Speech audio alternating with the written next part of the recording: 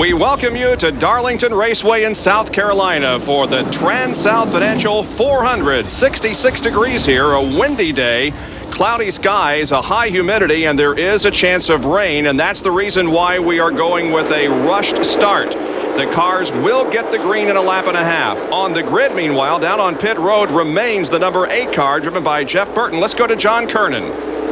Bob, the engine will not fire. It will turn over, but it will not fire. They have changed spark plugs, but it still doesn't seem to have fixed the problem. Now they're going to have to push the car. They need to really get it off of pit road. We'll have to wait and see if they can remedy the situation. Scheduled to go 22nd in today's race. Here's the lineup quickly. Bill Elliott is the pole sitter with a new track record, and Sterling Marlin starts alongside.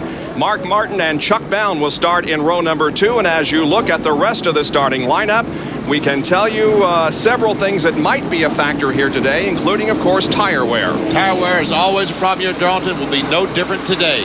It was a very, very fast qualifying round on Friday with 26 cars breaking the track record. Here's our other pit reporter for the day, Dr. Jerry Punch.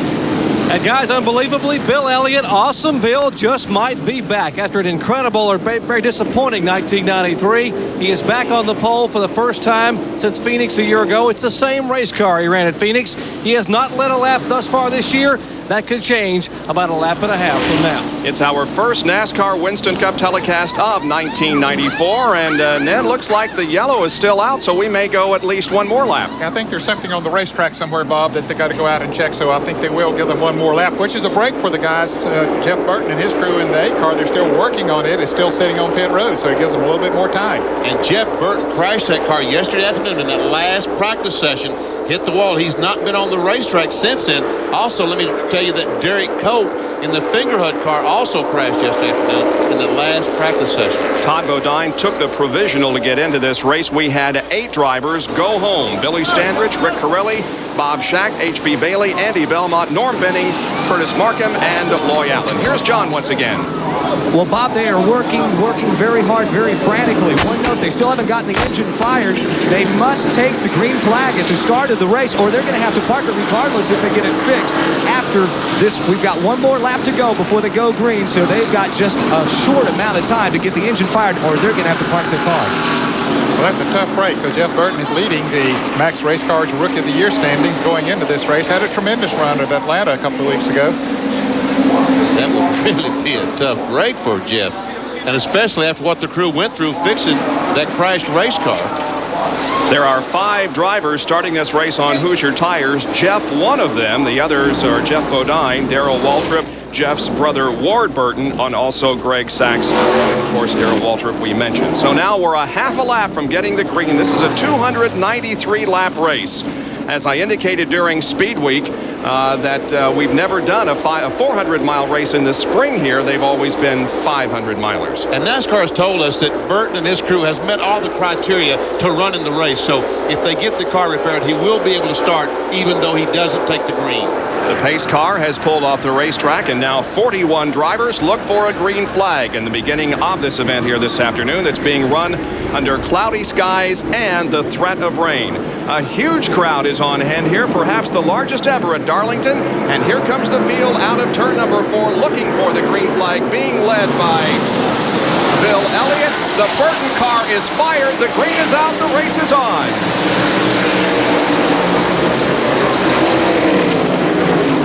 Burton would actually take the green flag on pit road. He's coming down crossing the start line right now.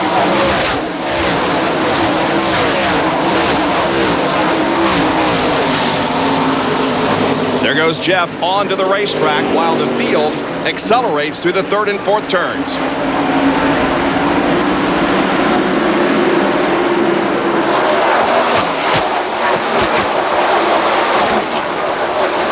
Bill Elliott no longer has not led a lap in 1994. He just led the first lap here at Darlington. But Mark Martin is right on his back bumper and looking for the opportunity to pass, while Sterling Marlin is running in 3rd position.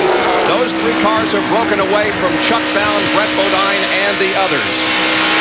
Here is Marlin now making a move to the inside and taking 2nd position from Mark Martin as Elliott continues to show the way. Back in the pack a little bit, Ernie Irvin went from 11th to 8th on the first lap. He's on the move. This is the view that Mark Martin sees. And John Kernan is down at the Jeff Burton pit. We're with Kenny Wilson, the crew chief. And Kenny, what was the problem? You changed spark plugs and then you finally got it fired. Yeah, I don't know. It wasn't fired there. We put the plugs in and got it fired off. Got a caution coming in lap 25, and we're going to try to get it all back together right then. That's Kenny Wilson, the word. Now, what he's talking about on the caution on lap 25, if there's not a caution before that in the drivers' meeting this morning, Gary Nelson told the drivers that they would throw the caution flag at lap 25 in order to come in and check the tire wear. And I apologize for getting that first thing wrong, guys, about him taking the green flag, but that's what we were told down here. There was a little bit of confusion. NASCAR officials finally got it all cleared up. Elliott continues to lead, but now Sterling Marlin looks to the inside in turn 1, stays in second position as Mark Martin runs third. Fourth is Chuck Bound, and fifth is Brett Bodine, while Ken Schrader and Ernie Irvin follow him. Sterling Marlin had an awfully good qualifying run starting on the outside pole, but he said after he made his qualifying run, he didn't have a good qualifying car. He said, I got a good car for the race, so it looks like he knew what he was talking about. Here's the Pyroil in-car camera being carried by Mark Martin, who's running in third spot. I tell you what, not very much effort with that steering wheel on Mark Martin's car. Normally they'd be fighting that thing like a swarm of bees, but watch, just barely back and forth. That's a sign of a great handling race car. And now Sterling Marlin once again challenges Bill Elliott as he pulls alongside him down the backstretch. They go into that precarious third turn, and Marlin gains the top spot, but Elliott will cut down to the inside and race Sterling side by side as other battles continue in the back of the pack. Ernie Irvin still moving up towards the front. And Sterling Marlin leads the lap, has passed Bill Elliott. There he goes. And this is the in-car camera from Bill Elliott's car.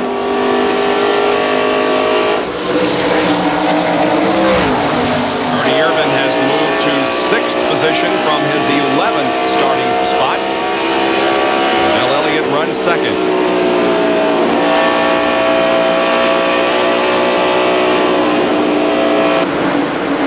Another battle rages on. That's John Andretti leading that group of four.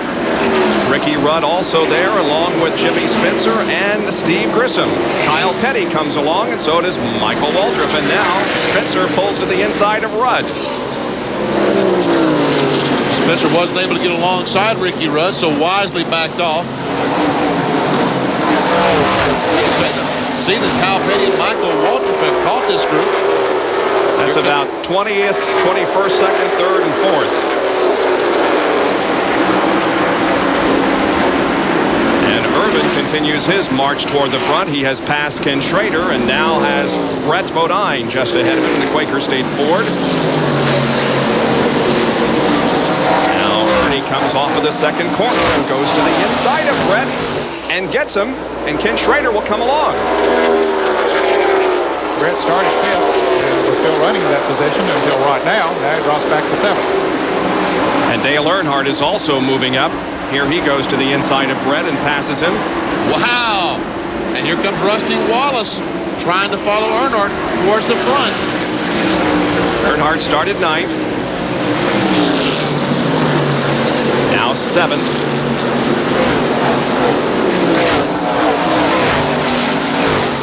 Behind these cars, we see Jeff Gordon on the inside of Jeff Bodine. They're racing down the backstretch. Bodine backs off. Gordon takes a spot. Great pass, Bobby Labonte following this group of cars. Good run for Bobby Labonte. And Dale Jarrett right behind Labonte.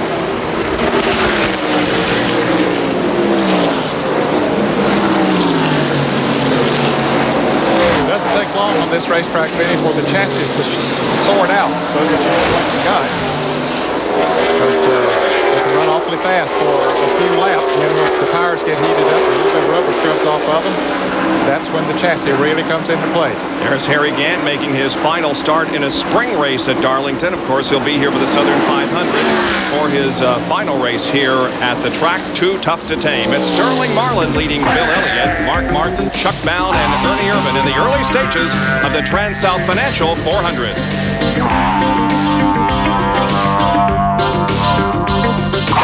Elliott continues to run in second position behind Sterling Marlin. We're riding with him right now. Some great battles going on all over the racetrack. Here is Morgan Shepherd and Derek Cope racing side by side. And for a car that was badly damaged yesterday, Cope isn't doing too bad. I tell you what, folks, he smashed the wall awfully hard going in the third corner. And I'm surprised this car is running this well as Morgan Shepherd was able to get by.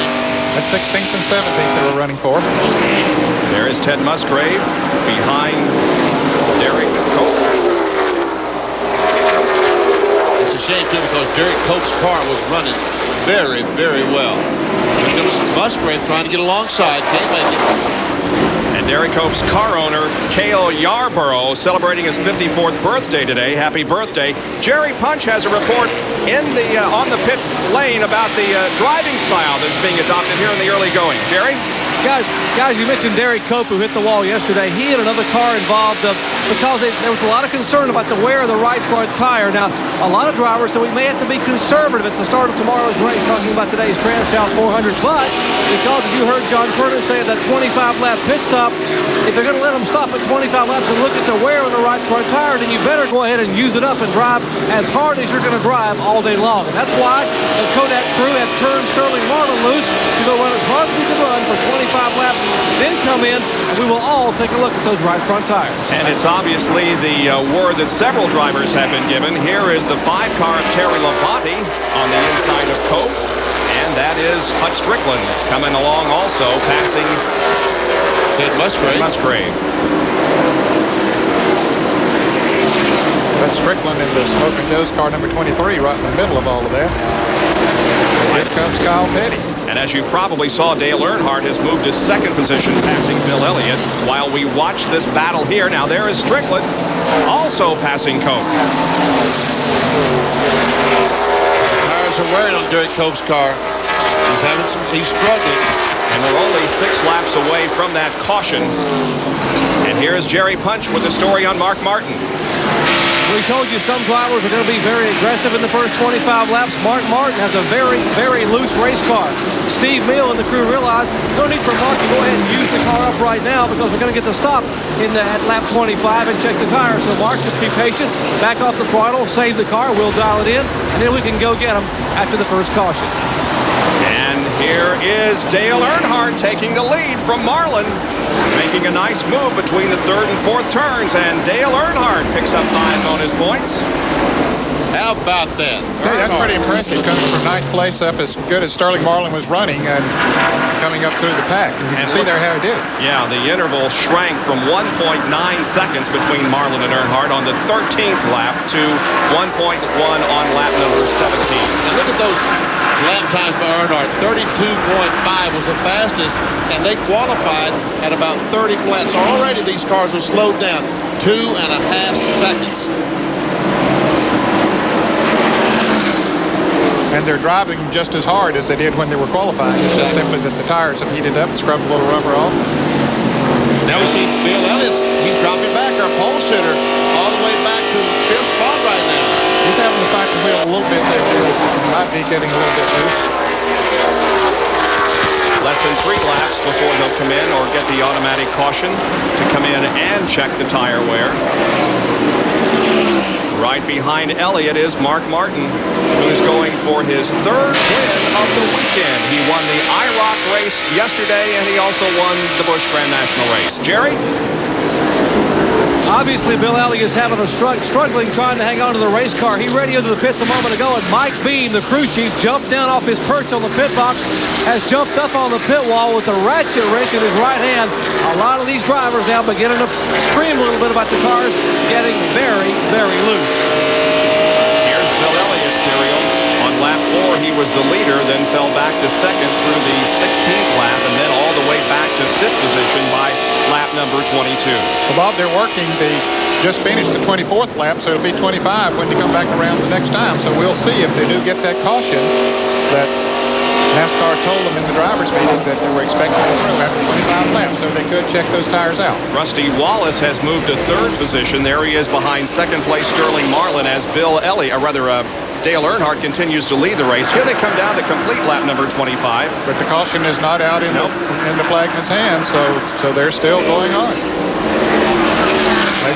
Darrell Waltrip wants a caution flag because he is right in front of the leader, Dale Earnhardt. They were seeing Waltrip and Earnhardt, so Waltrip says, please show that caution flag to save me a lap. Jerry, what's going on? Well, I'm not sure. Now they said the caution will come out this time, and yes, indeed, the yellow flag begins to wave.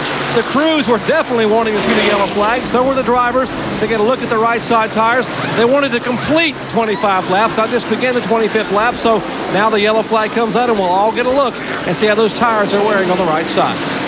And the leader, Earnhardt, takes the caution flag, and so does the rest of the field. And you're right, Benny. Darrell Waltrip was happy to see that caution because he could look up in his rearview mirror and Earnhardt was bearing down on him, about to put a lap on him. Earnhardt brings the field slowly down the back straightaway. The pace car will pick these cars up as they go in the third corner. And then all the cars that are pitted on the front, the 23 cars that are pitted on the front will go in the pits. Then the pace car will speed up and take the cars that are going to pit on the back quickly through the first and second corner, let them get on the pits on the back straightaway, and then as he comes back around to get these other fellows, he will slow down. Here comes Earnhardt, Marlin, and the others down pit road as the tires check. Let's go to Jerry Punch. Well, we're going to show you all three of the leaders coming down the pit and get those tires changed. The 4 car, Sterling Marlin, the 2 car, Rusty Wallace, and the 3 car. So a pair of Chevrolets and a Ford as they come down pit road at 55 miles per hour. Here is the Goodrich Chevrolet in. Likewise, Sterling Marlin, 4 on top, 2 in the middle, 3 on the bottom. So it is Chevrolet, Ford, and Chevrolet. You're watching right side tires now already haven't been replaced on the car number 3. Likewise, they move to the left side of the car number 4. Car number 2, Rusty Wallace is 4. Well, Rusty's out, Earnhardt is out, and they drop the car number 4 check, and it's a race back to turn 1, guys. Who's going to win? Well, it looks like maybe Rusty Wallace was first to cross that line down there at the end of pit road, but it was close between Wallace and Earnhardt. I tell you what, there were some great pit stops going on that time. There really were. Jeff Gordon had a good pit stop. Yes, he did, yeah. Yeah, an excellent stop. And look at the inside the car trying to make adjustments on Derek Cope's car. The man says, I'm finished, all done. And Derek is the last to move off of pit road here on the front straightaway. And here's a race out of pit road, and it was a good one. Now, Jeff Gordon will be among the first to pull out in about the middle of your screen. There's right. Jeff coming out, Ernie in front of him, and then Wallace may have had contact with Ernie as they came out, but Rusty did win the battle. And I tell you what, he and Earnhardt, Rusty and Earnhardt, it was almost a tie going across that white line. Here's Darrell Waltrip pitted on the backstretch as he gets fresh rubber on that car. He almost was in a position to go a lap down when the caution came out with the Western Auto Chevrolet. Shot, and he pulls back out. We see making a chassis adjustment on that 40 car, Bobby Hamilton car. They forgot something. Whoops. The ratchet is sticking through the rear window. Now he's going back in the pits to get the ratchet out. He's pitted on the backstretch, so he'll come in and get that ratchet out of the car. We'll take another break and be back with more live coverage in just a moment.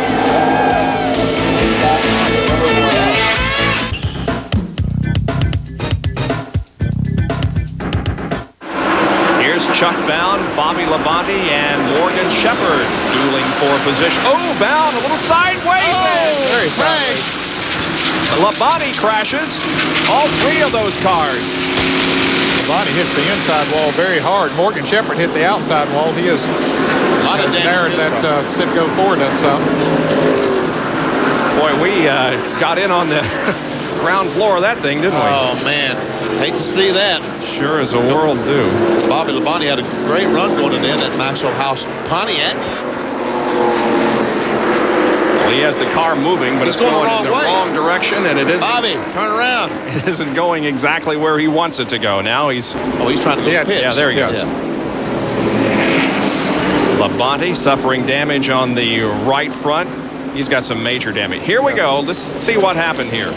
We see Chuck Bound, and it looks like that his car just got high and he couldn't get it down, and Bobby Labonte tries to go under him, and he gets sideways and just gets touched in the right rear by the 12 car. And meanwhile, Morgan's trying to dodge them all. He runs in the outside wall. Yeah, Morgan shot up. He thought he had room on the outside. That was really his only alternative, and he got pinned into the wall. So there is right side damage to the sit-go forward. And you see Morgan coming in now. The right front tire has already gone flat, and there's damage to the left front. You can see there as well. And I think Morgan's going to the garage, is he? Yes. Looks like it, yeah. Oh, yes, he is. You're right. Or at least behind him. Yep. Here's all the cars coming down pit road. Caution flag is out. So they'll all come in, change tires. This is our third caution of the day. Wallace finds his spot. There's Jerry. And we're going to want you watch all three of them pit once again. A major chassis adjustment on the right side of the 2 car. He will get all 4 tires. Likewise, right side tires going on the car number 28, the Haviland Ford of Ernie Irvin. They are also going to make an adjustment on the right rear of Ernie Irvin's car. Here's the car number 2. He's down on the left side tires on the car number 3. Who will win the race back to turn 1? It will be Rusty Wallace. Then comes Earnhardt, and looks like possibly Bill Elliott and Dale Jarrett race to turn 1. Some very, very fast pit stops during that session. Some less than 18 seconds. Wow, Dale Jarrett went in 8th place and came out about 3rd. Look at this. A lot of activity now on the back pits. Here comes Rudd out along with Jimmy Spencer, Kyle Petty, Nemechek, Labonte. And there is Greg Sachs, Darrell Waltrip, dialing back, almost had a crash with Steve Grissom. And then almost hit Bobby Hamilton. All the good cars pitting on the backstretch. In fact, there were some cars that broke the track record in qualifying pitting on the backstretch. 26 cars broke the track record on qualifying Friday, and only 23 pit spots on the front. 3 of those guys, Ricky Rudd, Dave Marcus, and Terry Labonte, had to pit on the back straightaway, even though they broke the track record. Jerry has a rundown on what we just saw. They're keeping a running total here in the pits of what each team does on their pit stops. Rusty Wallace's last pit stop at lap 42 when he beat everyone down pit road. It looked like he was the only one that was going to be back in turn 1 all alone. His stop was 16.81 seconds. This most recent pit stop, they were a little bit slower, guys. They must have taken a deep breath in between changing tires. They were 17.9 seconds, almost a second and 10th slower, but still, the result was the same.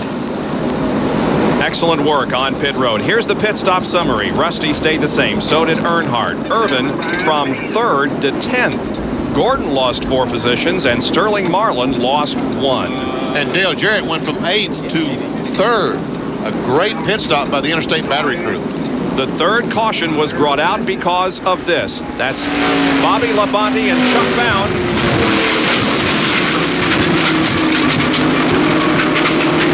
Gathering up Morgan Shepherd. Bobby Labonte got the worst end of the deal. His car made head-on contact with the inside wall off of turn number 4. They continued to work on it. Back with more live coverage in just a moment of the TranSouth Financial 400. Gordon has fallen back in the scoring. Here's John Kernan. Well, Bob, the Rainbow Warriors had to do a little bit extra dance. They had to use a strap because on the left side of the car, the tailpipe had come loose and it was starting to hang down. So it took a little extra time after they got the left side tires changed to take the strap and to secure the tailpipe. They lost, what, 4 spots in the pits? What is it? It only took them about extra 2 seconds to do that. That's how competitive it is down here on pit road. Yep, he went from 4th and will now restart in 8th position. Another driver who had a good pit stop was Harry Gant. He's up in the 5th position. He went in about 11th, I think. Green flag is out after 5 laps for that caution period. And Ernie Irvin wasted no time in trying to get by Ted Martin.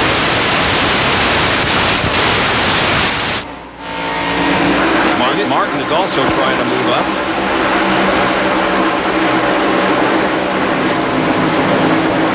And he's trying to get by Gordon. Here comes Ernie. They're side by side. Wow, look at that car stick. Man. And Muskrat's going to try Gordon on the inside. Gordon had to back off just a little bit when Irvin got on the inside of it.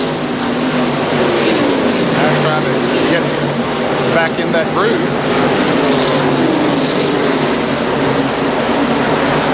Oh, Rudd gets in the wall. Boy, he second does. corner. He really got high off that turn. I think he did get a piece of the wall. There he is going into turn 3. He wants to feel that thing out going into the turn, not knowing if he did damage or pushed the fender in against the tire. Now Mark Martin shoots to the inside of Musgrave. Trying to pass his teammate, and his teammate says, okay, go ahead. You can have the inside. That's for 10th position. They're side by side coming off the corner. Rick Mast watching and following Mark past Musgrave. Musgrave says, why not let him go by? Now look what happened to him. Lost 2 spots, not just 1.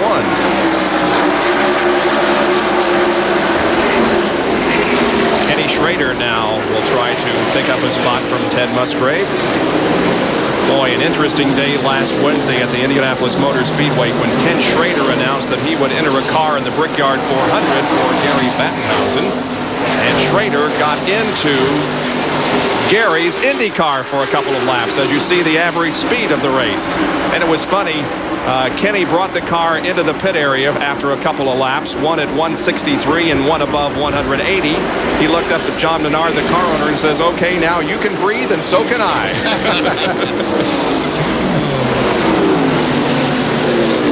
Mark Martin, Rick Mast, Ted Musgrave, Kenny Schrader. Trying to get back to the front. Right now, Mark Martin in 10th spot. That's 10th level, 12th and 13th. We're seeing on the screen. Back to the lead. Rusty Wallace and Dale Jarrett is trying to work on Dale Earnhardt right behind for 2nd spot. Jarrett's having a strong run here today. And John Kernan is with Morgan Shepherd. Well, Morgan, it looks like you all were going to have a good run today. I know Eddie and the guys were really pleased with the race car, but when something happens in front of you, it's kind of hard to avoid it, isn't it? Well, it just hadn't been a good week for us at Darlington, I reckon. First in the Busch car and now in the Winston Cup car. And I told Eddie and the guys, I said, the car is so good, I must sit here and take care of the tires, and we'll wait and see how things go, and I'll just keep everybody in sight and then go. And I was sitting there riding, and the 2 cars in front of me got together, and I was just a victim of circumstances. Now they're working underneath the rear of the car. They can be able to get it fixed and get it back out? Well, they'll get it where it'll roll around the racetrack. I don't know how good. The car pretty much hit the wall pretty hard on the right side, knocked the rear end over, and knocked all the suspension out beneath the front. Well, these guys will continue to work, but I tell you, they made a lot of friends on pit road after they pulled into the garage area. Everybody wanted to come and buy their tires from them. The bidding war is going on. Morgan Shepherd, 4th going into this event in the point standings, only 132 behind Ernie Irvin, the leader, so it's going to be a bad situation regarding points for Morgan this weekend. Dale Earnhardt. Yeah. Dale Earnhardt passes Rusty Wallace. Here comes Ernie Irvin. Oh, can't make the move on Marlin. Took the look. Was not able to get alongside. Earnhardt has won 7 of the last 16 races here at Darlington. A 44% win average. Almost a win every other race. Wow. That is unbelievable on a track this tough. This shows how good that team is and how good he is. This is also the 4th time that Dale has led an event in 1994. Irvin continuing to work on Marlin. Trying to get by. Okay, while we're watching Ernie here, I can give you this statistic. In the last 20 seasons, only 1 driver has equaled Ernie Irvin's 2.25 average finish for the first 4 races of any particular year. Who was the other driver? Dale Yarborough. Benny Parsons in 1978, who finished 2nd, 3rd, 1st, and 3rd in his first 4 races. Really? How about that? That's amazing. Here's Bill Elliott and Harry Gant. Gant's trying to get by Bill. Meanwhile, Dale Jarrett's hanging around the back bumper of Rusty Wallace. Here comes Harry on the inside. Tries to get by Elliott. Meanwhile, Ernie's trying to get alongside Sterling Marlin. Might have him going down to turn 1. Yes, I think he does this time. Good side-by-side battle here. But Sterling gets the momentum off the corner. Ernie may not have the pass made. This time Now he does. Yeah. And here comes Brett Bodine passing Marlin. Sterling had no alternative but just to back off a little bit and let him go. And here's Rusty working on Earnhardt again. back up front. Very competitive race underway here. Good battle back there for fourth also between Gant and Elliott. Gant took a look, come off the second corner, couldn't get by. We talked about great starts. Harry Gant is under his worst start of his career for the first 4 races. His average finish in the first 4, 34th. He wants to turn that around here this weekend. He's had a lot of success here at Darlington. He loves to drive this racetrack. He has won 4 races here at this track, 2 times in the spring and 2 times at the Southern 500. You know, and the strange thing is, while he and Bill Elliott are racing like this, the leaders are not getting away from them. Yep. Here's Gant's progression. Started 21st, then 16th at the end of 30 laps, moved to 11th at the end of 52, and by the 76th lap, he is in where he is currently running, 5th.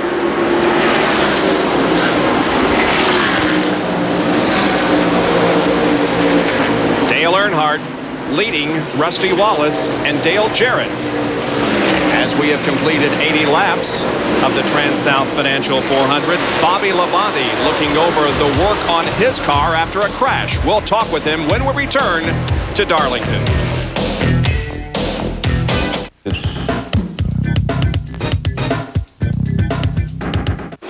The winningest active driver at Darlington, Dale Earnhardt, is the leader of this race. He has 8 victories on this track, 5 in the spring race and 3 in the Southern 500. He leads over Dale Jarrett by a little less than 2 seconds as Harry Gant runs third, 3.7 seconds behind. Then Irvin at 6.75, and Bill Elliott is a little over 7 seconds behind in 5th position. And right now, Earnhardt is there. We see John Andretti coming in the pits. He got in the fence up in between 3 and 4, just right in front of Earnhardt. We see Earnhardt back there. And now Andretti goes up, gets up high, hits the fence, comes off the fence, gets it sideways, goes back up, hits the fence again. But he kept it up there, and no other car was involved. And here's John Kernan in John's pit. Well, Bob, they've already changed right side tires, left side's going on. Usually you see someone get up against the wall, you always have to look to see if they knock the rear end over. It looks like it's okay as they drop the jack and he guns it and heads down pit road. It doesn't look like it was too badly damaged. Perhaps some of the sheet metal pushed in on the tires. John Andretti comes back out as the leaders go by him. There is Earnhardt, who, by the way, has 8 laps fresher tires than Dale Jarrett does. And that's one of the reasons why he was able to catch Dale so quickly. Well, we understand that Jimmy Maycar, who's the crew chief on Jarrett's Interstate Batteries car, had got a little concerned about the tires and had Jarrett to back off just a little bit also. Here's the battle for 5th position. You just saw Jeff Burton being lapped by Earnhardt. He was 24th, so there were 23 cars now on the lead lap. Terry Labonte started 24th, is already up to 6th position, and Gant may be coming in, we understand. Well, he was one of the early ones that pitted the last time around on the green flag pit stops. Labonte and Elliott going at it for 5th position. And it's slowing. Oh, Elliott. Yeah. Car getting a little out of shape as he came off that second corner, and Terry Labonte goes right by. Labonte goes to 5th. Elliott, the pole sitter, eligible for $76,000 in Utica bonus money, back to 6th. Here comes Rusty Wallace. Boy, is he making a move towards the front. And Gant is coming in. John is there. Well, as you said, Harry Gant was one of the earliest ones to come and pit earlier. It also looks like he got into somebody in the left rear. Looks like possibly the sheet metal might be rubbing against that tire. The right side tire's going on. Swing around with the jack on the left side. After this set of stickered Goodyear Racing tires, they will have 4 sticker sets left here in the pit area. Harry's sitting, waiting. 19.8 seconds. Harry Gant heads down toward turn 1. And also, let me update about John Andretti. They've checked it out. They did knock the toe out, so that's why he is back on pit road, and they are fixing that. They've got the hood up on the Total Petroleum Chevy. John Andretti does sit there as they try to get the problem corrected as Harry Gant moves back out onto the racetrack and gathers up some speed. And Rusty Wallace just passed Bill Elliott for the 5th spot. And there he's going by Terry Labonte for the 4th spot. Man, he is moving, isn't he? He is moving.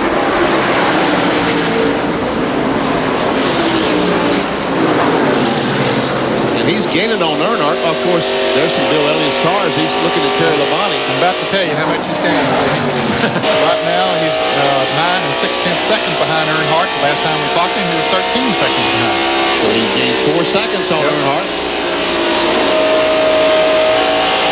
Here's the telemetry on Bill Elliott. Coming off the fourth corner, down the front straightaway, accelerating. 166, 71, 2, 5, 7, 176 miles an hour was the top speed I saw. I believe you're right. Down to 123 before hitting the accelerator once again. And Wally Dallenbach is slow on the racetrack on the front stretch. Sterling Marlin in the pits again, and Kodak Film Chevrolet. He was the first of the front runners to come in a little while ago, so he's back in again. Jerry Punch, you down in that area? Yes, we are, Ned. He pitted on lap 95. He said he was the very first one to come in, and we showed you how bad his right front tire looked at lap 95. Not taking any chances with the man who won the 1994 Daytona 500. All 4 tires. He is down and away less than 20 seconds, but they're not taking any chances at all. They roll that right front tire off, and unfortunately, it looks worse than the one that came off a minute ago. Take a look at the tire here as they roll it by. Absolute rubber completely. Look at the cords here. Inside of the tire. Actually, this is the outside edge of the tire, so maybe The 2 cars hit the wall or something, Jerry. You might check for the Miller crew. Looks like, yeah, he's got some damage to the right front of that car. And Jeff Bodine has smoke coming from his car. Bodine is slow down the back stretch, and Wallace is slow down the front stretch. And look at the damage on the right front of that car. Man, Rusty Wallace, he just can't catch a break here in 1994. Car was running so good, but he's got some heavy damage to the right side of that car. Jerry, I'm sorry to interrupt you, but man. Here he comes, though.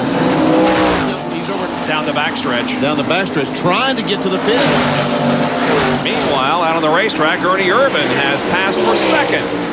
He's passed Dale Jarrett, so Ernie Irvan now sets his sights on the leader, Dale Earnhardt.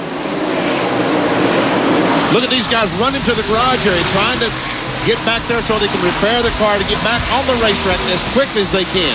Rusty Wallace's 15th position, make that 11th position in the point standings going into this race, is not an indication of how well the car has run during the events.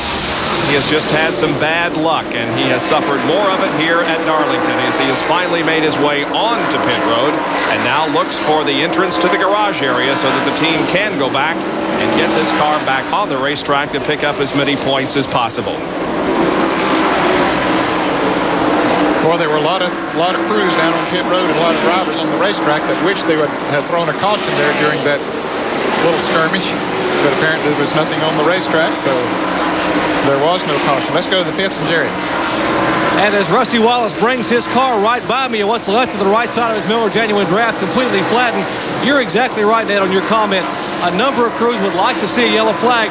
Foremost among that group, Dale Jarrett, Jimmy Maycar. They pitted on lap 97. Jimmy said they wanted to run 45 laps. They lost a right rear at 35 laps. Had to come in early. They're going to try to make it to about lap 142, so they would love to see a yellow flag come out anytime in the next 4 or 5 laps. I understand the car number 21 also got a bit of concrete on the right side, and now Rusty Wallace's crew are going to try to rebuild the Miller Genuine Draft Ford Thunderbird. And of course, it's the second time this afternoon that Morgan Shepherd, with whom we are riding right now with the roof cam, has come in contact with the wall. And he brings the car slowly to the apron of the racetrack. Jeff Burton has been in the pits and Ray Batch's Fords, and it won't crank. All the photographers and the radio people are getting the comment from Rusty Wallace, and now Jerry Punch will move in and also get a word, Jerry. Rusty, you look like you hit a ton over there. What happened? Well, I went in turn 3 and the tire went down. I don't know if I ran over a piece of debris or what, but up to then everything was perfect. Never had no problem whatsoever. And all of a sudden, bam, I couldn't turn it going into turn 3. We saw some tires right front off of Sterling Marlin, right front off Dale Earnhardt. Do you have any indication that the tire is going to come apart? Well, not really. I mean, I haven't had any problem all day long. Haven't had any problem all week long, and this just happened. So it could be a cut tire. They're going to try to fix the right side of the Miller Genuine Draft Ford Thunderbird. It is completely flat. They will have to change the right front suspension. He was 11th in the points. Not having such a great beginning in 1994.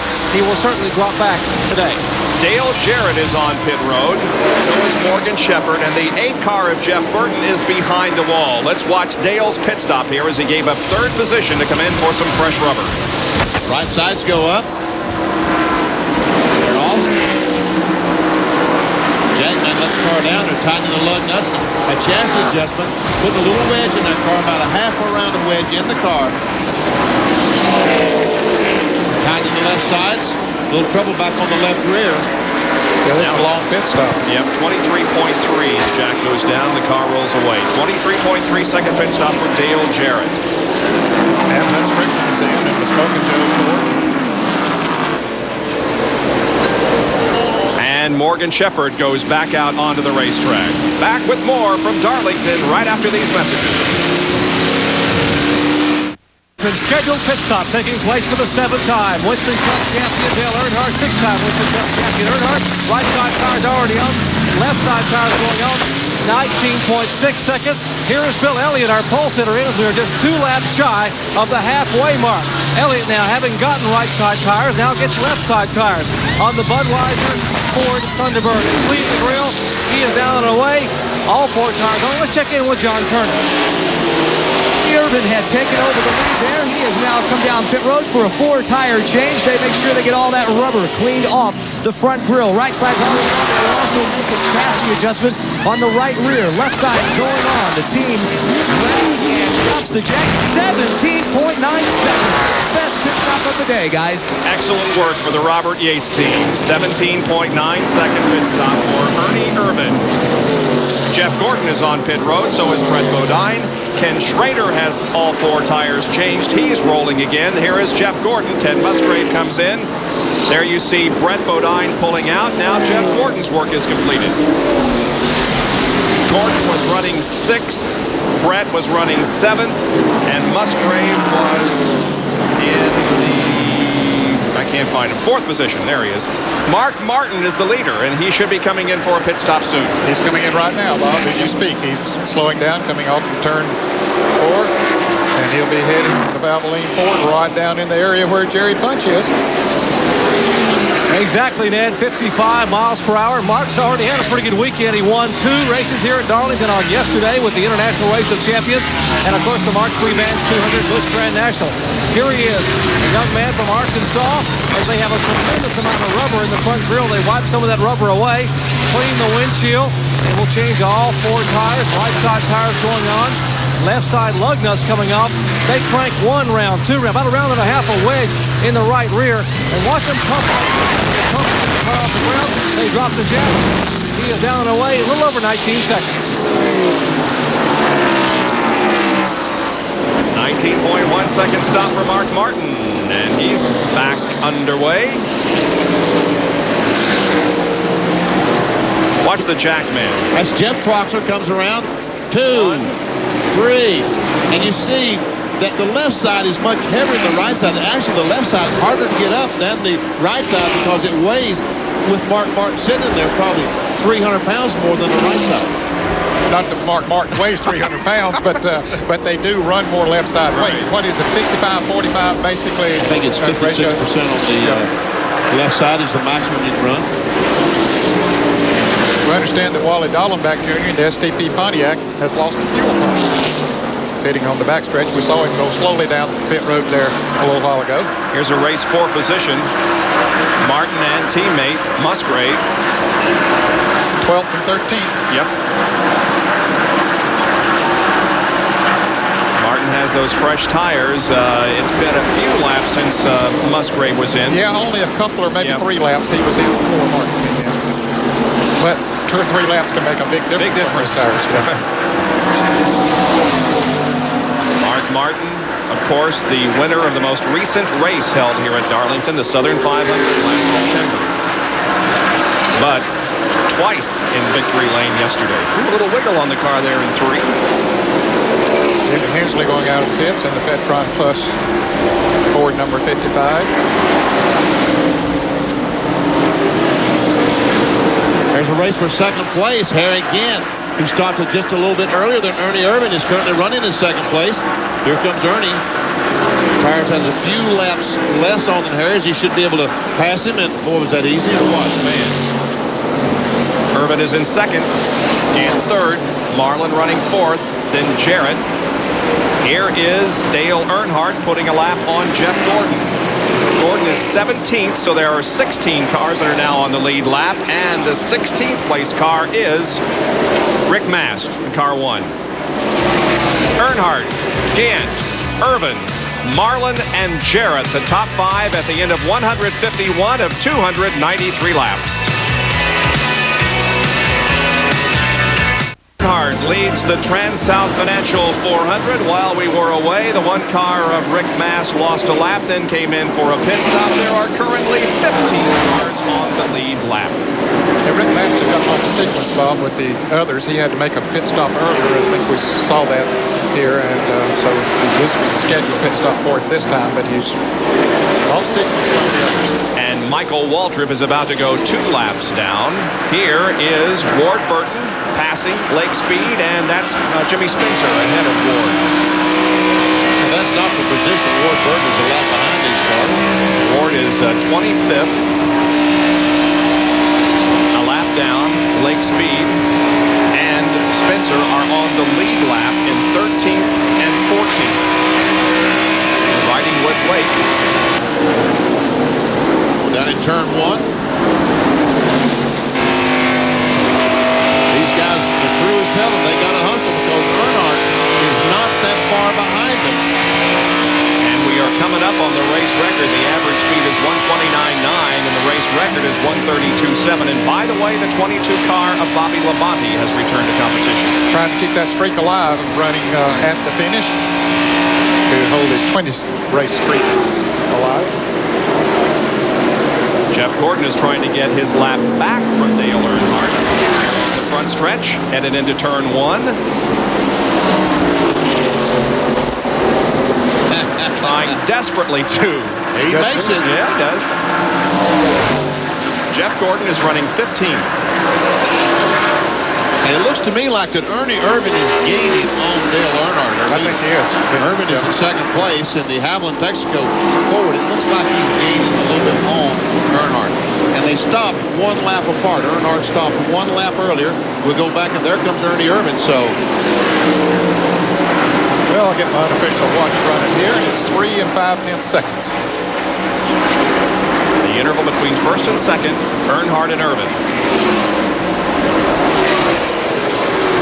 Earnhardt is turning laps of a little over 152 miles an hour as compared with a 165.5 full speed by Elliott. There is Irvin easily putting a lap on Michael Waltrip. Another lap. Michael is 2 laps down in 26th. Jeff Gordon passed Earnhardt and pulled away at about a 15-20 car lead advantage. As we told you earlier, the 22 car of Bobby Labonte has returned to competition, but he finds himself 97 laps down. There's Earnhardt, and there comes Ernie Irvin right behind Kyle Petty. Our snapshot showing you that he started 11th, has led 3 laps. He's currently second, and his lowest so far in the race was 11th on the first lap. Position that he started in. Kyle Petty moves over and says, "You're a lot faster than I am, so go right ahead." Let's see where Kyle is. He's 16th, a lap down. So can Ernie Irvin catch Dale Earnhardt? He appears to be closing in as we have completed now more than half of this 400-mile race here at Darlington, the first since 1972. Back after these messages. Stay with us. Darlington is Harry Gant on pit road. Remember, he'd gotten somewhat out of sequence with the other teams, and you may notice now as the car is flashed by, Harry's engine is shut off. That means he cannot engage the clutch. A problem with the clutch pedal. So what they will have to do is try and help push start the car while it's in gear. They get the left sides on. The crew will start pushing him to pit road. 21.5 seconds as the engine does fire, and he heads down toward turn 1. Bob? All right, thank you, John. Harry has been running up front in the top 5 most of the day. And while we're way on break, Bob, Sterling Marlin made a pit stop. He was running in the top 5. But he had a right front tire flat on the Kodak film show. He's behind Dale Earnhardt, coming up on him very quickly. We'll see him come into the picture there pretty soon because he's running a lot. There he is, the yellow car. Sterling Marlin, but he should be 2 laps behind. He was about, That's right. Yeah, he is 2 laps behind, so he's coming up to get one of those back. Showing in 25th position, Sterling Marlin. Les Richter with NASCAR just came into the booth just a second ago and told me that they have released him. Look, the tailpipe or something hanging on that 40 car. Yep. But they have released the teams to be able to change brands of tires. You know, Goodyear came with the tires that they were supposed to come with, but the teams are using them so fast they're out of tires. And Rick Masters down there right now, he has 1 set of tires left. So let's hear from Jerry Punch with more on this, how some of the other teams are coming along as far as tires are concerned. Well, Bob, just take a look behind me. This area here, the Hoosier compound, has become the busiest place at Darlington Raceway. Since the announcement a moment ago, I talked to Bill Elliott's team, Mike Beam. They had 9 sets of tires to begin the day's race. They have just 3 sets left, and we are just past the halfway point. Here is Harry Gant's crew. The caution has come on the racetrack for debris on the racetrack. The yellow flag waves once again. But take a look behind me. Suddenly, these guys are just working as fast as they can. They are unloading tires from the semi to the right here as fast as the guy can throw them on to the pavement so they can mount these tires and get them around the racetrack to the other crews. Well, of course, one of the stipulations is that they have to come here with enough tires to supply all the teams, so they have quite a few in that truck from which they're getting them.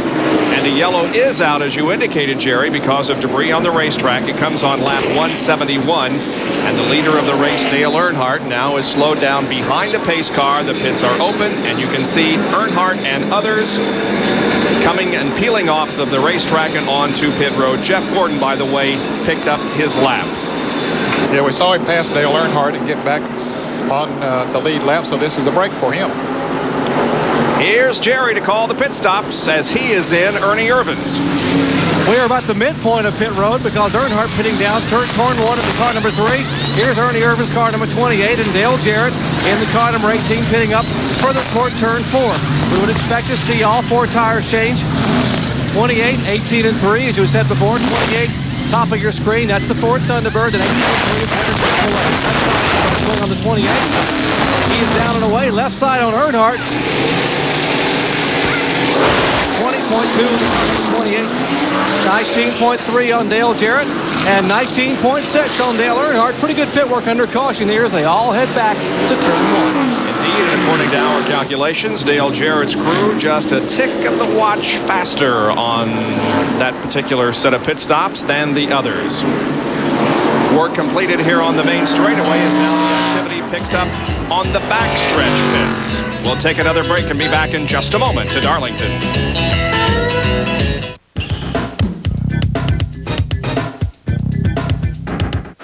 Mark Martin has caught up to Ernie Irvin. About ready to put a move on him for second place. As Benny mentioned a moment ago, Martin, Valvoline Ford might be the fastest car on the track. There's Bobby Labonte, mentioned him. And he's still out there rolling. Now Martin will set up Ernie and take second position in turn 2. Boy, he just motored around. And Ernie got up a little bit high there, couldn't get traction off of the turn. Going for his 3rd win this weekend. Martin got 2 victories yesterday. I'll tell you, 1 victory a year, 1 victory a career on this racetrack is good. And Benny and I have 1 each here, and we're proud of it. And here that man won 2 races in 1 day. he is going for the ultimate trifecta, that's for sure. Hut Strickland just had the smoking joke call in the pit area. There's Harry Gant. We see Martin got by Harry and kind of pulled away from him. So yeah, Harry, I think, really used his tires up. He was fast there for a while and went up through there. He might be headed for the pits. He moves over and lets Ken Schrader go by. Let's see if Harry's going to come in. But he might be in that window that Jerry Punch was talking about there a little bit earlier. He needs to run another 5 or 6 laps, and then he can split 70 laps, and that would work out good for him. So that's probably what he's going to do, is ride it out until he gets down to about 70 or 72 laps.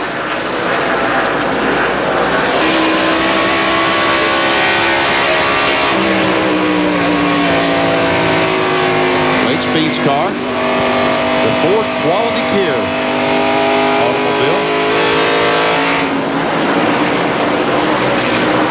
31 car going by the 12. And here comes Lake Speed trying to get up alongside. Little Lake Speed started 35th. Yeah. And is up to 9th spot. Lap 171, he was 12th and moved up to 11th and is currently in 9th position. And he's battling Musgrave for that position. And Lake Speed is one of those drivers who has a victory here at Darlington. Look at Ward Burton from 38th to 14th. Ward's best run of the year. Yeah. And Ted Musgrave started 20th.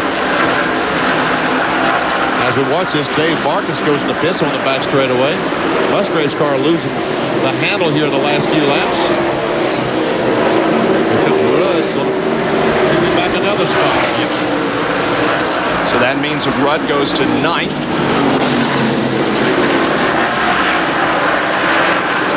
I'll tell you what, the 28 is really moving.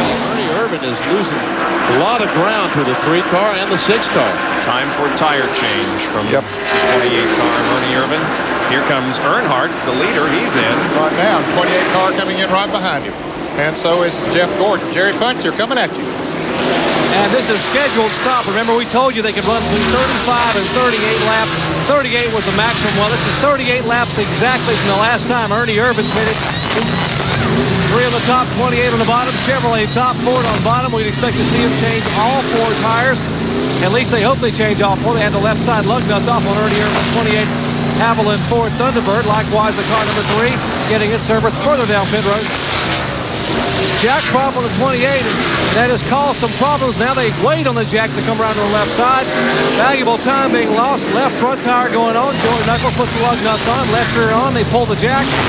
And now they're holding Ernie Irvin in the pits for 15 seconds. They are going to hold him here in the pits. A NASCAR, now they let him go, and he is down and away. Dale Jarrett did the Interstate Battery Chevrolet, and they will change all 4 tires. A major chassis adjustment in the right side of Dale Jarrett's car. They had some bite in the car. The car was slipping and sliding. Good pit stop for Jimmy Medcar and company. Less than 19 seconds for the Interstate Battery Chevrolet. Bill Elliott was also in the Budweiser Ford. We've been talking about how good the Miller Genuine Draft and the Haviland Ford crews have been, but I'll tell you, the Dale Jarrett's crew has been very efficient today on pit road. They've had some good stops. They had that one stop that was a little bit longer. It had a little bit of a problem on the left side, but basically they've had very good pit stops. And poor Ernie Irvin, when it rains, it pours. He had a terrible pit stop, and then NASCAR held him for 15 seconds. So he's almost 3/4 of a lap down. There we see Rusty Wallace going by Mark Martin. I guess Mark Martin's our leader, isn't he? Yes, he is. But he needs a pit stop. Bobby Hamilton is coming in, and he's coming in, but he may have something more serious than that. He may have blown up. Left rear tire's flat on that car. Yeah, it is. Yep. Kendall All, Pontiac. So we got 69 laps to go, and pit stops being made here at the TranSouth Financial 400 in Darlington. We'll be right back.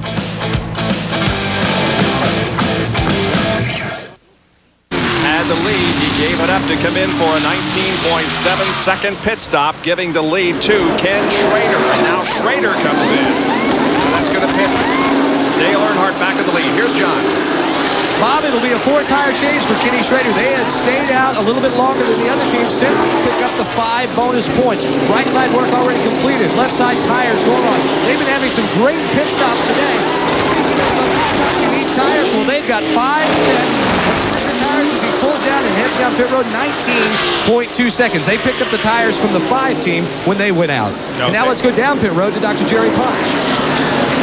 And the car number 28, remember the problem? They were being held 15 seconds in the pits? Well, apparently that was because they had 8 men over the wall. 8 men over the wall. And we might also mention that they are going to penalize, apparently, the car number 25 for being too fast on pit road. Kenny Schrader is going to have to come back in for a stop-and-go penalty. What a tough break for a young man who has driven his heart out to get a good top 5 finish. And Jerry, as long as he stayed out there on those old tires and as fast as Dale Earnhardt and them were running on the new tires, he'll be lucky to come in and take that penalty and stay on the lead lap. He was just black flag. We'll see if he does come in next time around. There's the leader of the race, Dale Earnhardt, with 64 laps to go. Last year, Earnhardt won this race and went on to win the championship. In 7 of the last 9 years, the winner of this race has finished either first or second in the year-end points. Here, Schrader heeding the black flag and coming in for his stop-and-go penalty for being too fast, exceeding the 55-mile-an-hour speed limit down pit road. Oh, boy, that's a tough break. Maybe gained him half a second. 20, probably. Now, let's see. He can stay Earnhardt, on the lead lap, where he is, he's coming off the turn 4. In fact, he's going to lap him. Yep. Right there he is going into turn 1. You see Earnhardt on the outside. You saw Schrader down on the inside coming out of the pit. So Ken Schrader will go a lap down. He will go to 12th position, I believe. Bill Elliott's now running second after that round of pit stops. Dale Jarrett is third. In fourth place is Jeff Gordon. Mark Martin is in fifth place. There's the race for position or second. And some traffic right in front of them. Bobby Hamilton just came out of fifth with new tires there not long ago. Dave Marcus. Dave has a sponsorship on that car that he's hoping is going to work for him in the future. Yeah, it's Terramite, which is a construction equipment company in Charleston, West Virginia, giving him some money for the weekend and thinking about possibly joining the team on a more regular basis. Well, I hope that works out for Dave. I'll tell you, he's been a real supporter of NASCAR Winston Cup racing for many, many years and deserves every break he can get. And if you wonder why Mark Martin is not racing for second place, as we watch Harry Gant trying to get by Earnhardt, get one of his laps back. Harry is 1 lap down, so he's trying to get by Earnhardt. So that put him back in the lead lap, right? Yes, it will. Yeah, it will. At one time, Harry was 2 laps down. Yep, now he's in the lead lap. Okay, now Earnhardt's going to try to get right back under. He's going to back off. He's going to let it go. He just wanted to aggravate him a little bit. That's exactly what that was, man. Just Yeah.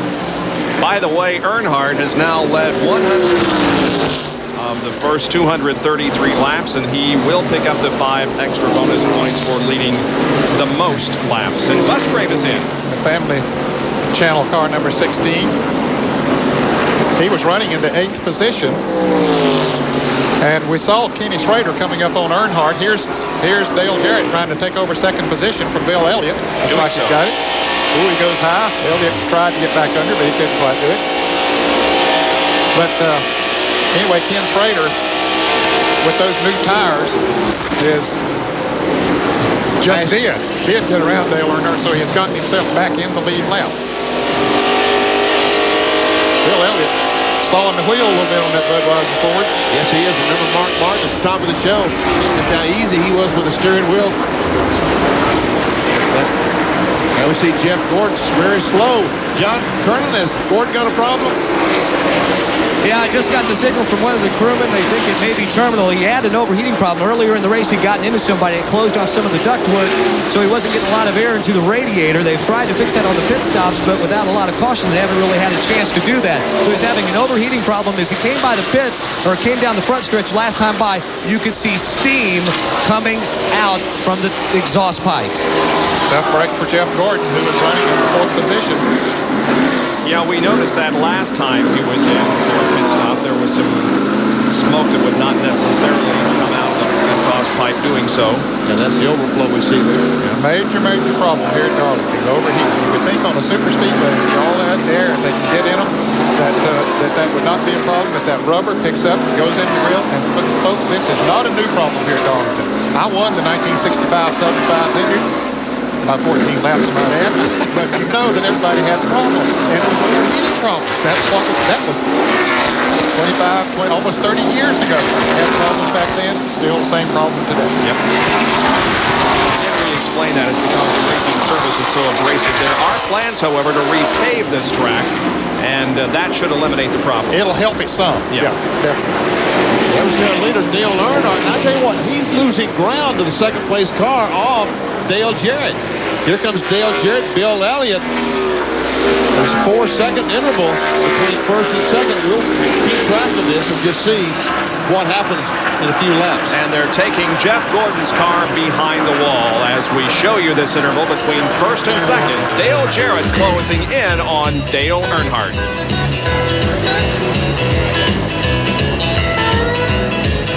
Parsons, Ned Jarrett, John Kernan, and Dr. Jerry Punch back at Darlington Raceway in South Carolina for the TranSouth Financial 400, which has 52 laps to go and is currently being led by Dale Earnhardt. Just ahead of him is Harry Gant, who is on the lead lap in 10th position. Now Earnhardt's closing back in on Gant a little bit. Harry is awfully fast on new tires. He can run about 20-25 laps real strong. Then it starts to get away on him a little bit. Here's the interval leaderboard showing you that Ricky Rudd, who is in 5th position, is 13 seconds back. We'll also tell you that Ken Schrader, who lost a lap when he came in for that stop-and-go penalty, has since gotten back on the lead lap and is now 9th.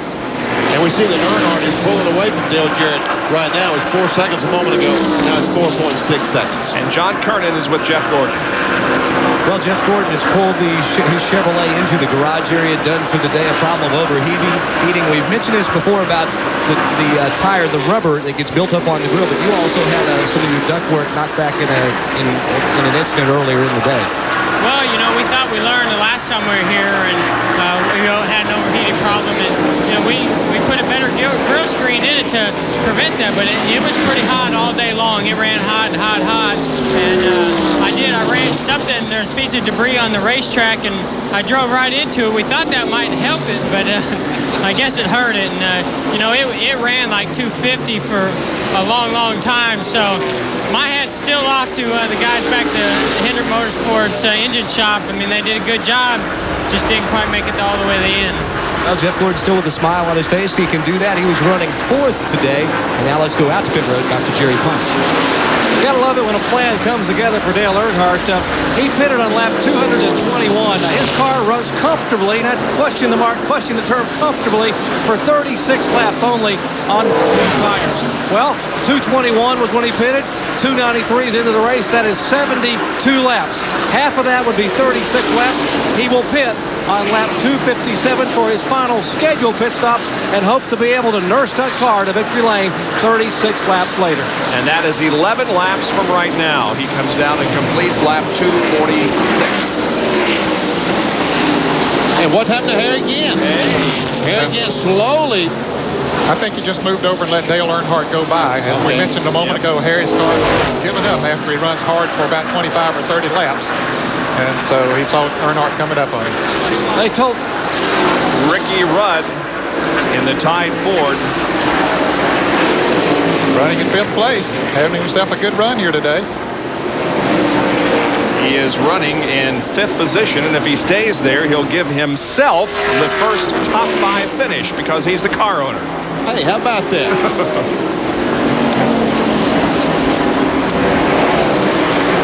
Now dropping back to the 27 car of Jimmy Spencer. He is running in 8th. There he is. The McDonald's Ford, good day for Jimmy Spencer. Yeah, and he's pitting on the backstretch, and of course, green flag pit stops, that doesn't make any difference. But there were some early cautions, and he's hung right in there, stayed in the lead lap, and here his run. As you can see, his starting position matches the number on the car, 27. See Kenny Schrader right behind Jimmy Spencer, and this will be for position. If Schrader can catch Jimmy and get by him, that will be for the 8th spot. There comes Schrader. For both of Junior Johnson's cars in the top 10, Bill Elliott's currently running 3rd in the Budweiser Ford. Jimmy Spencer running in the 8th position. Schrader's having as good a day as he has had in many races. Yeah, that car has been fast. Had it not been for that penalty, he would be. He's now moved up to 8th. Spencer back to 9th. But they're only a half a straightaway ahead of Dale Earnhardt. He's coming up Don't know. He might be gaining on Spencer. He's not gaining on Schrader.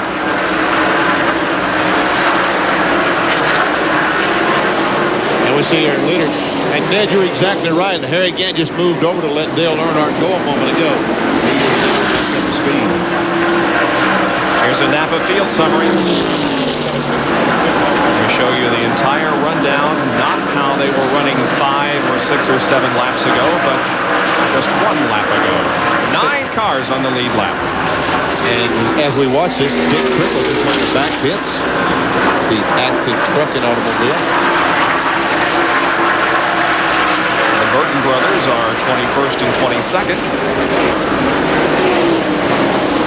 Ever see Dick Trickle? He's 26 laps down, so he's been back there several times today, hasn't he? That's right. Let's go around Greg Sachs down on the inside there. Morgan Shepherd is still running despite having encountered the wall a couple of times today. Rusty Wallace is still out there 75 laps behind, and so is Bobby Labonte, who's 128 laps behind. So Dale Earnhardt continues to set the pace here as the laps are winding down. Now 41 to go as he crosses the stripe. Pit stops will be necessary before this race is over. Back after this. Leads the TranSouth Financial 400. As a matter of fact, he has led 130 of the first 255 laps. He'll have pit stops coming up here very shortly. Mark Martin has been running through the field. He just passed Dale Jarrett for second place here a little bit ago, and Ernie Irvin making what should be his final pit stop right now before they'll bring the rest of the way. He was running in 9th spot. And let's go to Jerry Punch for the call of, as you indicated, in his final pit stop, hopefully.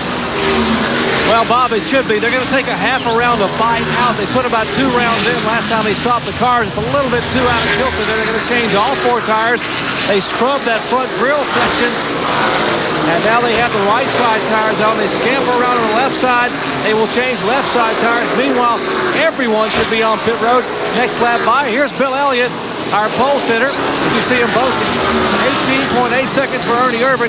Here's Bill Elliott. Right side tires going on. And Elliott apparently has an overheating problem. They are squirting water now, trying to wash off some of the rubber and also trying to get some water to cool the radiator. Left side tires now going on. Mike Beam, Scott Beam, and the Budweiser crew. Elliott is down and away. And they try to run hurriedly and get the tires off the pit road because Dale Earnhardt should be coming down pit road next time by. Harry Gant is on pit road toward the 4th turn side of pit road. As Earnhardt is slowing down, ready to come in. As we watch the work on Harry Gant's Gold Bandit, he goes out. Dale Earnhardt will see him come into the picture. There he is right there. And headed down towards Jerry Punch. And lap 258, there will be 35 laps to go if we stay green. That is about the window for the tires.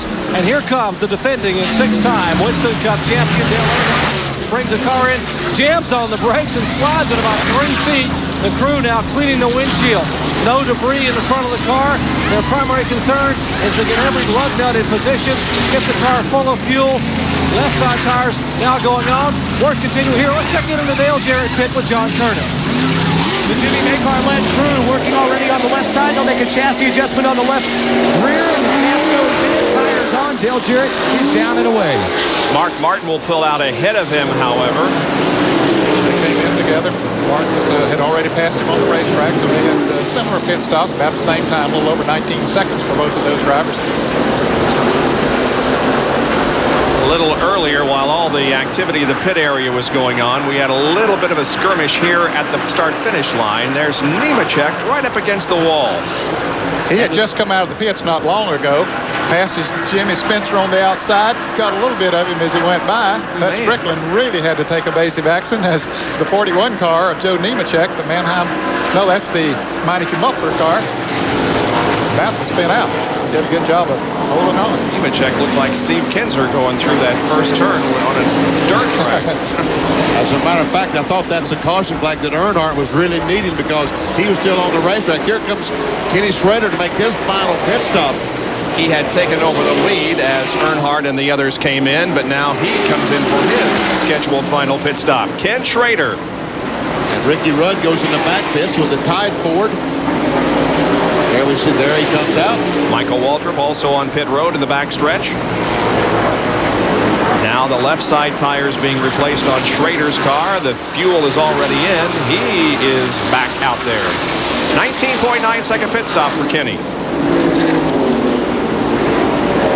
Looked like he went out on the speed limit that time. Very careful. You can't afford another one of those penalties. Oh, I see the 10-car Ricky Rudd had been too fast on pit road. That was a stop-and-go penalty. That's why I saw it go in and then come right back out. So NASCAR black flagged in on stop and go. That completed our pit sequence now, and Dale Earnhardt has really picked up the speed after the tire change, increasing from 148.5 to 155.6. And there Ken Schrader is once again right in front of Earnhardt, trying to stay in the lead lap. Schrader is ninth. There are 9 cars on the lead lap. And here again as well. These guys have raced together for the last 40 or 50 laps. Yep, they sure have. So the laps now are down to 31 to go as Earnhardt continues to be the leader here in Darlington, trying for his 9th victory at this racetrack and his 6th in this particular event. Earnhardt leads Elliott, Martin, Jarrett, and Ernie Irvan after 262 laps. Earnhardt, if he continues and wins this race, will of course pick up some points on the leader, the points leader, Ernie Irvan. If points were awarded right now, Earnhardt would move into second position over Mark Martin and be 81 laps, or rather 81 points behind. The interval on the racetrack is 6.2, the difference between Earnhardt and Martin. Bill Elliott's about a half a second behind Mark Martin. Derek Cope and Hut Strickland running together. Now Earnhardt comes up on some slower traffic. That's Kyle Petty, of course, in the mellow yellow Pontiac, and the 27 car of Spencer is slow. He will bring it on the pit road on the back stretch. Jimmy was running in the 10th position, 1 lap down before this pit stop. They don't appear to be in any hurry to get out there and get that car back in the race. In fact, the hood pins are being loosened and the hood's going up. Then someone asked me the other day the question, why are so many engines failing today? In Atlanta, I think 9 cars fell in the race with the engine problems, and we've seen quite a bit of engine problems today. Is it RPMs? Are cars turning too many RPMs? They're turning them a lot. There's no doubt about it. They're turning upwards of 9,000 RPMs nowadays. That might be borderline. I mean, 10 years ago, the number was about 7,300 that they turned these engines. And today, as Ned said, 9,000 almost RPM. So I guess that's the answer. Just too many RPMs. Earnhardt having no problems whatsoever, at least at this point, and he has come to within 18 laps of another victory. While we have settled this race down here in the last few laps, we're going to jump inside the Bill Elliott car, who is currently in 3rd position, and take a ride with him. There he goes. Heading into turn 3. There's a lot of cars up there in front of him. Let's see what kind of RPMs he turns. He's going through the corner at 7,000. That's the month we used to turn back in 1981. 7,800. 79, 83, 84, 8,400 I saw. And that's when he has new tires on that car. He's probably running 8,800, 87 or 8,800.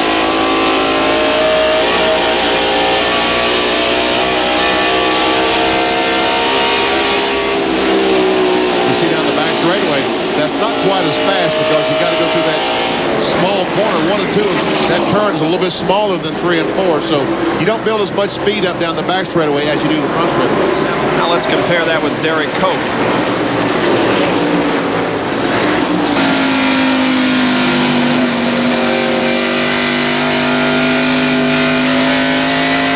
Right behind Ricky Rudd is the Fingerhut Ford. He's in 16th position, 3 laps down. 173 miles an hour down the back straightaway. At about 8,100 RPM. Probably got a little higher gear in it than does Bill Elliott. Down the front straightaway, we'll see what kind of RPMs he gets. Not 82. 82, I saw. Yep. That could be two things. Not as many RPMs as Bill Elliott. Could be a higher gear, or either not running as fast on the racetrack. And it could be both. And they're running together. Yeah, we'll find out how it's run in comparison to Bill Elliott on the racetrack. Elliott is definitely running faster. Oh, yeah. Why don't you close that gap so quickly?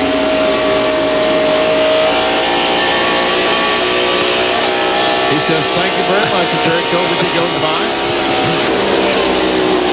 Got up to 8,200 that time, but he didn't have the run off of turn 4 as a result of passing Derek Cope that he had when we saw him up to 8,400 RPM.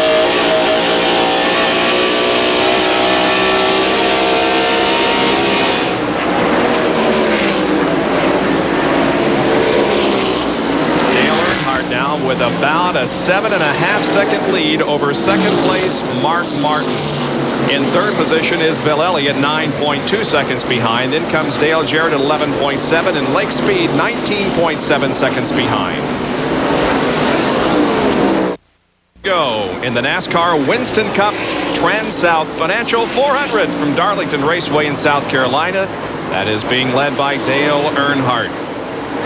En route to what appears to be his first victory of 1994, just as it was in 1993. Now, stick around. We got a lot to do in the next hour, and then at 5 o'clock Eastern Time, in just about 1 hour from now, Dale Earnhardt will be the featured guest on Shop Talk, 1 hour edition, 5 o'clock Eastern Time, here on ESPN.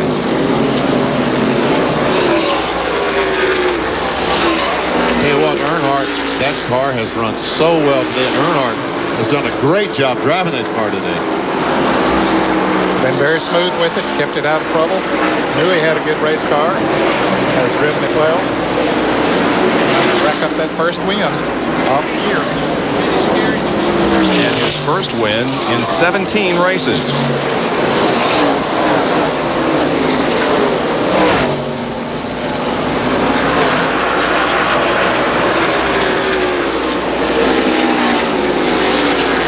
Earnhardt going in the third corner. Ted Musgrave just passed Ricky Rudd, or Harry Ginn actually, for the 7th spot.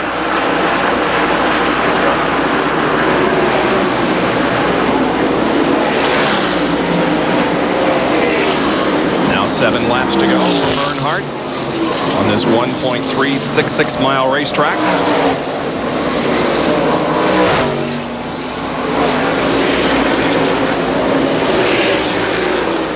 Car has not missed a beat.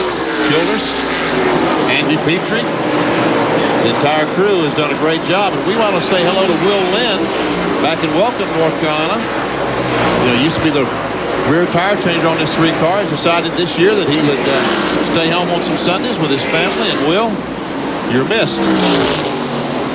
But they still got along okay without him because they made some great pit stops. I mean, not, you know, Will, you trained them well. That's right. That's a good way of saying it. Yeah.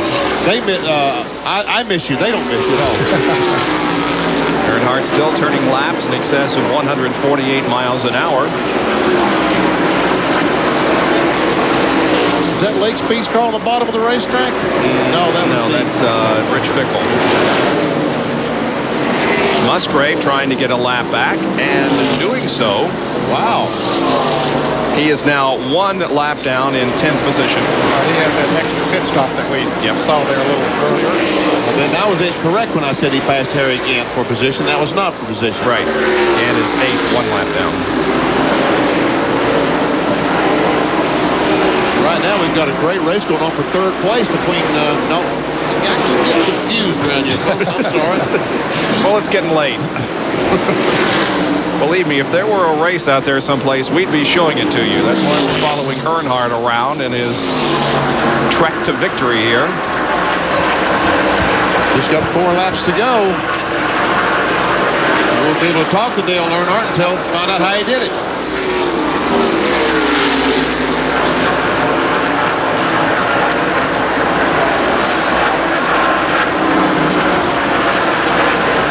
This will be his incredible 6th victory in this race. 9th at Darlington.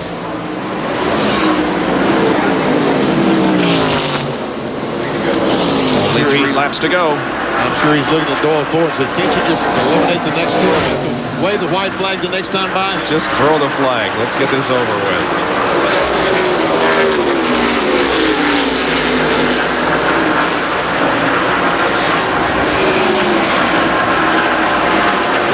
About a straightaway lead on Mark Martin. Maybe a little bit more than that. 2 laps to go.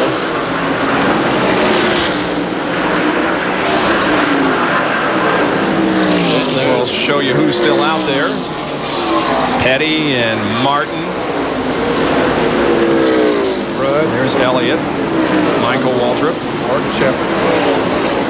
Waltrip, Darrell Waltrip still out there. 27. Cars there. There's Brad T, Jimmy Hensley, and there goes Ernie Irvin. Yeah, there's Rusty Wallace with a lot of the sheet metal missing. Schrader. White flag for Dale Earnhardt. 1 to go.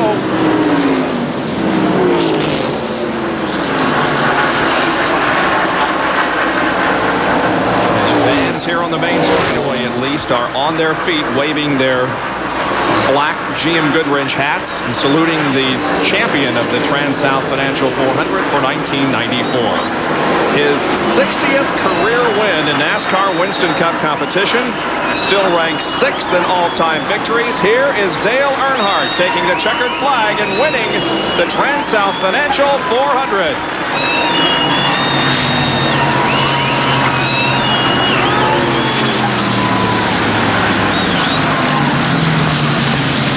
Cecil Gordon and the other members of the Dale Earnhardt crew celebrate and now will be making their way to victory lane. And Dale Earnhardt salutes the fans as they salute him on the backstretch in front of the red Tyler Tower. Here's Jerry Punch. And David Smith and the crew come over and congratulate Andy Petrie. Andy, congratulations. This was a tough one, and the crew chief was real critical today. Well, I tell you, the whole crew was critical today. You know, we changed a lot of tires today. Tire wear was a problem. You know, the track's getting pretty rough, but, you know, we did a good job. I can't say enough about the job Dale did. You know, very disciplined out there today, and, you know, we were due. We've been in a little bit of a slump. Feels good, I'll tell you this. I'd like to take this opportunity to thank, you know, our sponsors and all these people, but I want to remember Neil Bonnet. You know, this is the first race we've won since we've lost Neil, and I want to take this time to remember Neil because he was really a true friend of ours, and I just want to dedicate this race to him. Andy Petrie, the crew chief, and the entire crew echoes that sentiment. I guarantee you it will be a very emotional victory lane. Bob?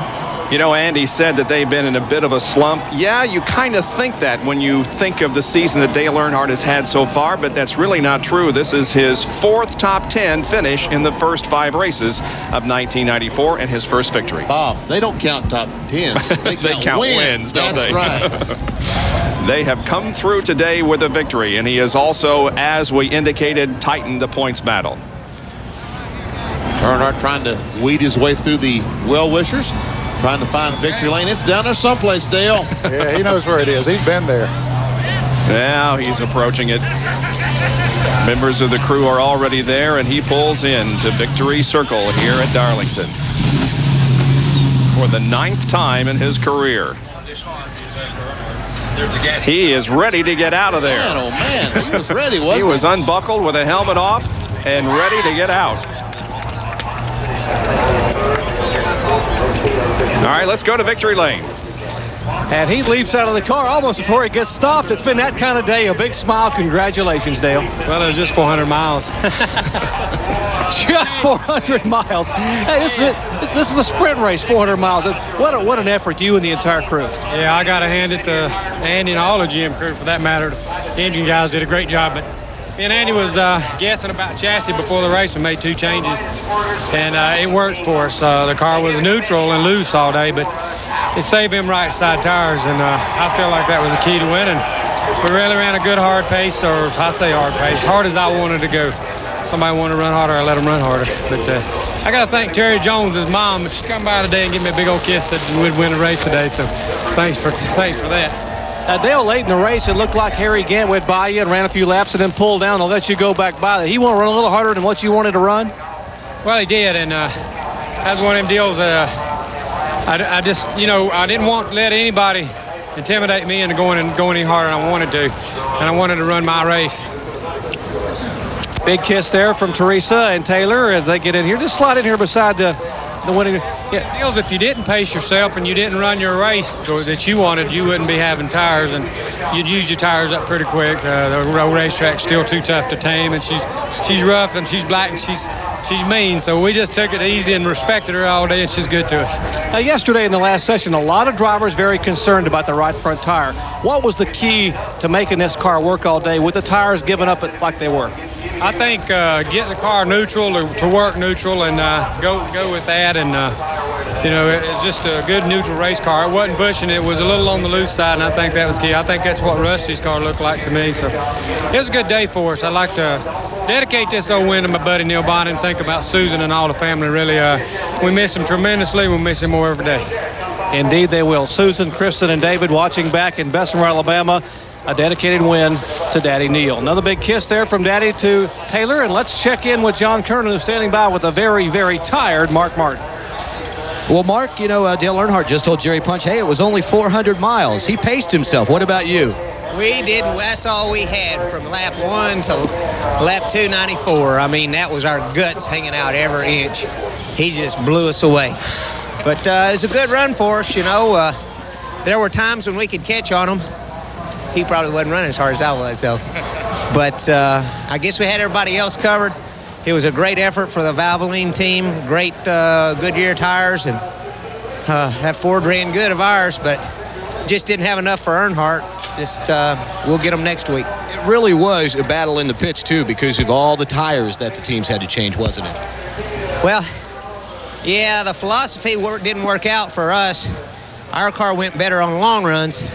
If Earnhardt had chose not to make that last stop, I could have beat him, I believe. We were gaining on him big time. We had less laps on our tires, and we could go all the way on gas. But we really couldn't afford to take a chance on staying out. Although I'd have liked to have seen what would have happened. Let them get their tires and us stay out and just ride around slow on wore-out tires. I don't know if they could have made it back or not, but they chose to do that, and it was a good... our chassis setup was conservative today to be easy on the right front tire, and we didn't have any trouble, so we'll race harder next week. I don't know if this guy could race any harder, or I don't know if he could be any more tired than he is right now. Guys, whenever he got out of the car, he dumped about one of these big old things of ice water all over his head. But Mark looks like he's okay now. Bob? Second place finisher here this afternoon, Mark Martin. Well, Dale Earnhardt wins the race here this afternoon, and don't forget at 5 o'clock, in about 48 minutes from right now, you can join him at a tremendous interview and have the opportunity to buy some merchandise from Dale Earnhardt on Shop Talk. That's at 5 o'clock. We've got a lot of time to fill, and we will do it. We'll begin to fill it when we come back at Darlington. Earnhardt wins over Martin and Elliott.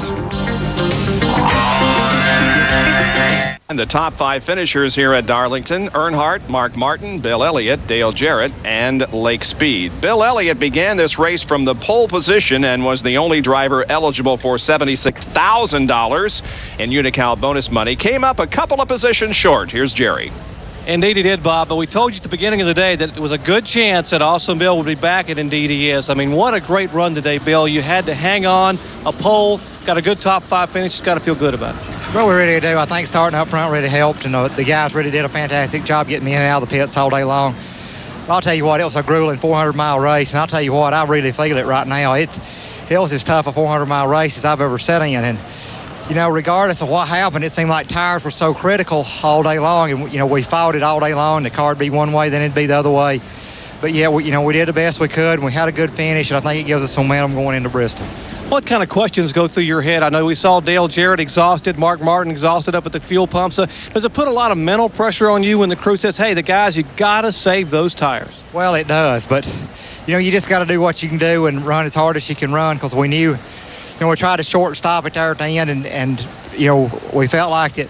I felt like Mark probably run just a few laps, and that probably helped him gain second place, but, we all run a heck of a race, and it's, the car slipped and slid all day long. Talk about dodging a bullet. 2 weeks ago in Atlanta, you dodged debris that came through the windshield, and you got to feel that maybe your luck was changing. Well, I hope so. We ended up falling out of the race, but, like I said, we came here and we had a good day, and we can see light at the end of the tunnel. Bill, good luck to you. Thanks, guys. Appreciate it. Bill Elliott, 8-time most popular driver, and you can tell he's smiling, and so is the entire Budweiser crew. They're all in there. Well, Jerry, it was his 17th top 5 finish here at Darlington and the first top 5 of the year, and he goes from 22nd to 15th in the points. We're waiting on Ernie Irvin. He's changing his clothes, so we'll be able to get him in just a few moments. Meanwhile, we will again run down how they finished here this afternoon, showing you 6 through 10. Irvin was 6th, followed by Schrader, Gant, Rudd, and Musgrave. Kyle Petty, 11th. Chuck Bound, Jimmy Hensley, Steve Grissom. I guess that's the top finishing rookie today. Michael Waltrip is 15th. 16th through 20th, Derek Cope, Hut Strickland, Mike Wallace in the Junior Donlevy car, Joe Nemechek, and Jeff Burton. Burton, of course, had trouble right at the start of the race, but came back to finish in 20th position. His brother was 21st. Todd Bodine, the provisional starter, 22nd. Then Rich Bickle, Brad Teague, and Bobby Hamilton. And 26th to 30th, Darrell Waltrip, Jimmy Spencer, Dave Marcus, Dick Trickle, and Greg Sachs. Now, most of these cars had problems and were either out of the race or had been behind the wall a long time. Jeff Gordon finishing 31st, Morgan Shepherd 32nd, Rusty Wallace managed a 33rd position finish after spending 75 laps in the garage area, and Sterling Marlin 34th and Terry Labonte 35th. And completing the rundown, Brett Odine was 36 after losing an engine. Rick Mast 37th. John Andretti also had engine problems. Bobby Labonte, Jeff Bodine 39th and 40th. And finishing in 41st position was Wally Dallenbach. A lot more to go. We'll try to talk to Ernie Irvin and more post-race activity here at Darlington in the TranSouth Financial 400. We'll be right back.